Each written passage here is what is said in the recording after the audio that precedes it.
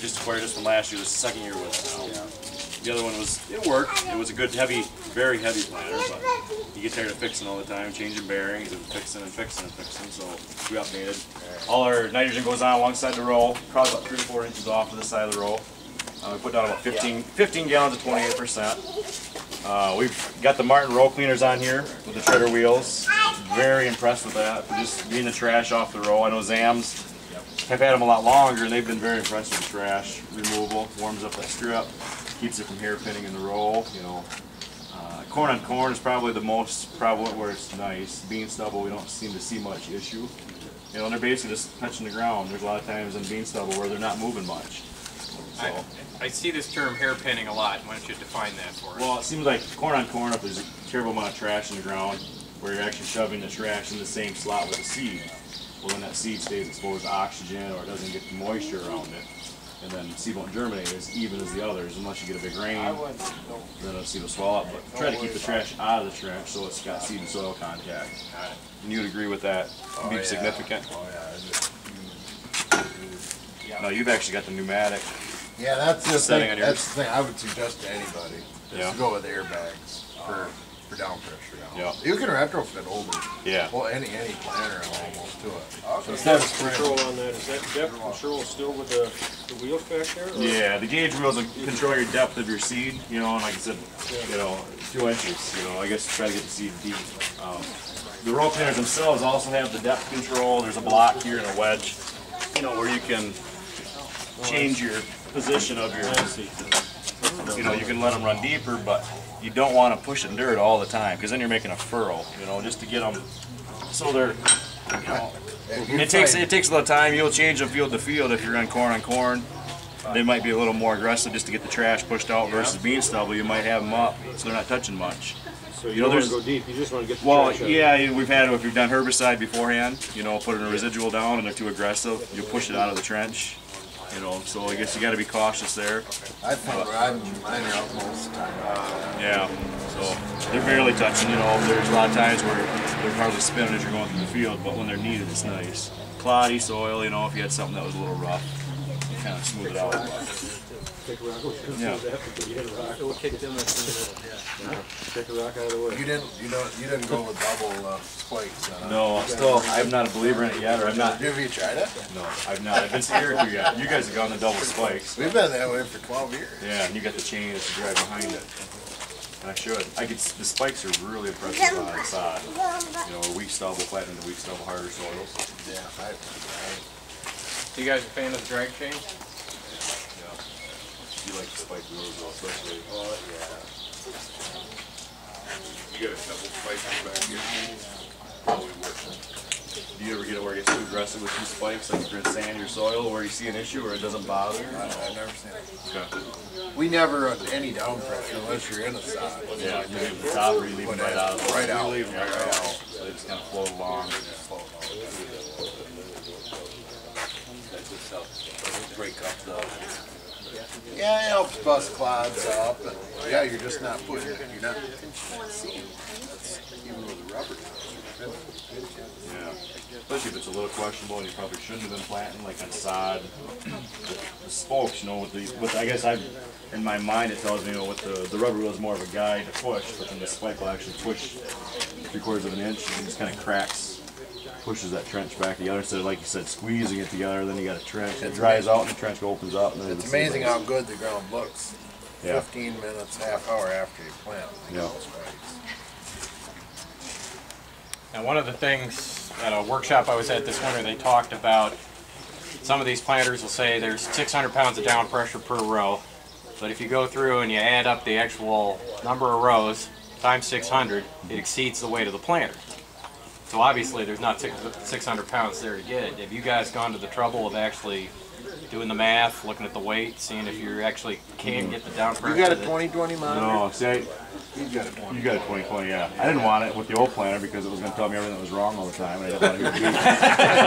The old planter was an old Kinsey twin line, but really old. And, you know, it'll tell you if the bearing's dry. It'll tell you after a while, I think it would get It frustrating. tells you too much. Yeah, You got a 2020? I had it for I got rid of it. You only, I hated it. The only reason that we got it, I still use, is strictly for the down pressure. Yeah. So your machine will actually tell you if one row is not making the down pressure? Or? Yeah. And then I tell you, this year it was worth it. Well, Yeah. this year's, last year was, this year was well worth it. You got it in Clay Hills, I mean, I was playing 2 mile an hour. And that's With the down pressure way up. And there's actually corn on them hills, and my neighbors don't have corn on them hills. You were saying that earlier, though, you know, if you're playing a lot 5, 6 mile an hour, you don't realize how much power it takes to keep that pushed in the ground, on the hard ground. Where you slow down, you know, it's not like you're fighting it, you know, it can stay in the ground better. And that's what you could watch. You could watch your 2020 monitor. If you couldn't get any more pressure into the row unit, you could use the throttle then slow down and actually get that pressure back up. It's surprising how 4 mile an hour is just evil playing a lot. I mean, you need to be a lot slower than that a lot of time. Yeah. Sounds like a theme we're having tonight. Patience. It takes a lot of Patience is important. You're way better off with a 16 or 24-row planter and going slow than you are a smaller planter going fast. Yeah, speed's a big killer, I think. I just planted a field here 10 days ago. It was an old hay field. 3 miles an hour. Yeah. But I told the guys I planted for, I make no guarantees after I lose the field. Pray for rain and hope for the best. There you go. We got it in the ground, and I checked it yesterday. It was up. I think, like you said earlier, too, with planting into green, you know, stuff you read, and Dad's always said too, you know, if a green field is a tough plant because the roots are still tough, the roots are tight. But if you can kill it, get it brown, let it decay. Killing sod in the fall makes beautiful no-killing, but taking first cutting off, trying to plant into it. The only thing you got going for it is if you got a rain coming that night, you know it's going to rain, plant it, hope for a ½ inch of rain on it, because that's what you're going to need. It's very tight soil. If you can spray it in the fall, that's Yeah. where it's.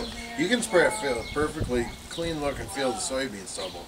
If you leave a skip, you'll see that. Or leave a strip, You'll see it in the planter next year when you're you'll see planting. it. Yeah. Amazing. Last couple years I've playing more doing this fall burn on a bean stubble, throwing out even just throwing up the 2,4-D. The residual activity of the 2,4-D will keep the field cleaner in the spring. Less blood pressure. Like I say, the sprayer is as important. I think more important. Don't ever let them talk you into some of these tractor planters and sprayers. You can switch monitors. Don't do that. Get a monitor-free piece of equipment. So you can hop into either one and go when you want to go. Yeah, sure. Have to take it apart. Other questions, fellas? If you're spraying early in the spring, are you having trouble with ruts or the sprayer being too heavy, or what's You can leave. You definitely leave ruts. I mean, you're better off leaving ruts with your sprayer than having weeds. Yeah. It's a Seriously, fine, I'd it is a rather fine see line, ruts. yeah. I would rather see ruts than weeds. Yeah. But you know, if you're making a track, you know, every 90 feet, you know, at least you're getting that field clean. It'll dry out. It'll warm up quicker. Yeah, it's a fine line, you know. I wouldn't get all worried about the ruts. These sprayers are getting they're getting wide enough now. We're leaving 2 12-inch tracks every 90 foot. Yeah.